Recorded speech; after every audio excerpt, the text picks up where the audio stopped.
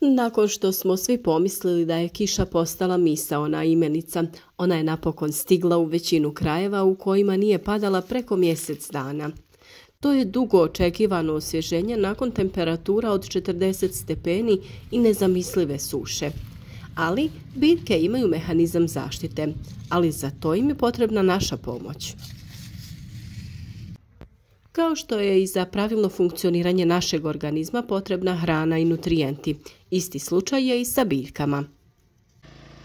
Ako ste tlo kvalitetno pripremili i osigurali dovoljno prirodnih materijala koji će tlu dati pravu teksturu, odradili ste dobar posao. Dodavanje, na primjer, stajnjaka, humusa, glistinca ili sličnih prirodnih hranjiva osiguravaju idealne uslove. Ono što smo vam i u proljeće preporučili jeste dodavanje i zeolita.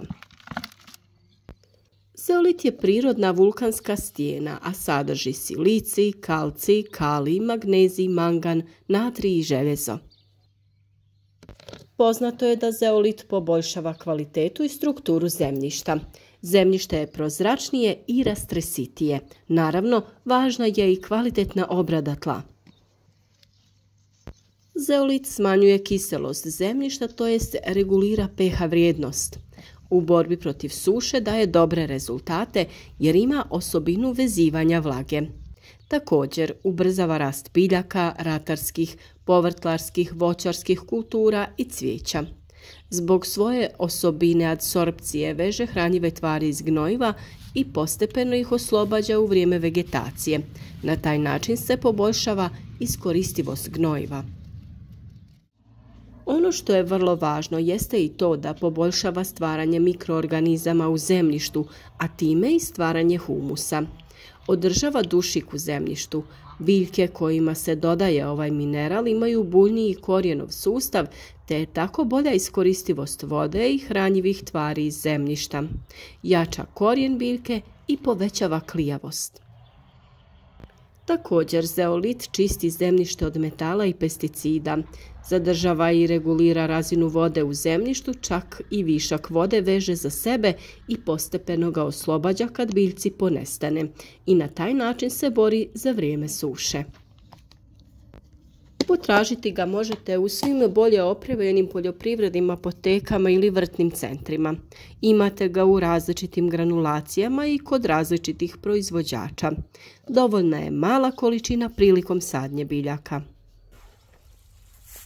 Redovno zalijevanje u sušnim danima održava tlo vlažnim i biljka kvalitetno usvaja hranjiva i vlagu iz tla. Nakon ovog kratkog osvježenja biljke će da bolje napreduju i oporave se od ovih za njih vrlo teških uslova. Ono što vam često preporučujemo jeste malčiranje oko biljaka koje se može odraditi sa prirodnim materijalima poput slame, sjena, otkošene trave i sl. Zadržavati će vlagu u tlu, spriječiti nicanje korova te smanjiti broj zalijevanja. A zeolit u dodiru sa vodom stvara povoljnu situaciju koja idealno odgovara biljkama. Upravo to je trenutak koji želimo postići.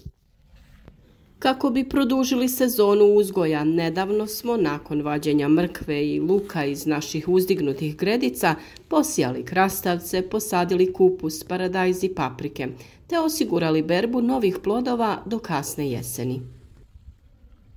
Uskoro će i ljetne vrućine popustiti, pa će biljke lijepo napredovati. U narednom videu ćemo vam dati konkretne savjete o pripremi tla za biljke koje možete sada da sijete i naravno reći o kojim se povrtnicama radi.